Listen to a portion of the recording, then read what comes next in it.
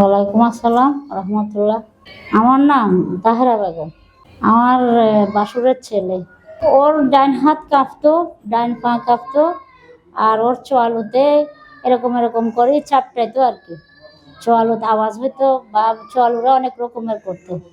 এখন আমরা অনেক জায়গায় ডাক্তার দেখাইছি, কোনো ফল পাই নাই। চিটাঙ্গও দেখাইছি, ঢাকাতেও দেখাইছি। আর এখানে ওই যে একটা অ্যাডভার্টাইজ দিছিল, ওই অ্যাডভার্টাইজটা আমরা পেয়ে এখানে আসছি। এই যে জীবন আলোতে, তারপরে মাইজদিতে। ডাক্তার ইমাম হোসেন। 1 মাস আগে দেখাইছি। এখন 1 মাসের ওষুধের পর আমাদেরকে বলছে এখানে আসার জন্য। এখন আমরা দ্রুত চলে আসছি ওর পরিবর্তন দেখে আর কি। ও আলহামদুলিল্লাহ আগের থেকে 80% ভালো আছে।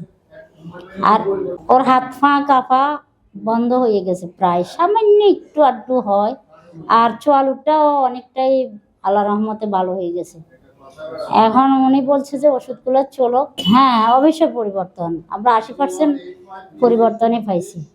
আমার নাম লিখতেছি, আমার নামের জায়গায় অন্য আরো ওয়ার্ড চলে আসে, মানে হাত কোন দিকে যাইতেছে এটাও বলতে পারতো না আর কি। নিজে নিজে হাত, নিজের মুখ নিজে হইতো, মানে ওর ভিতরে কোনো কন্ট্রোল ছিল না।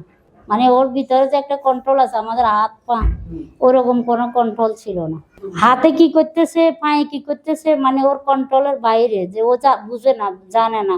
মানে ও বুঝতেছে না যে আমার হাতে কি করতেছে, আমার পায়ে কিরকম করতেছে। এরকম এরকম করতো, এরকম করতো, আবার পা এরকম করতো। আলহামদুলিল্লাহ, আলহামদুলিল্লাহ।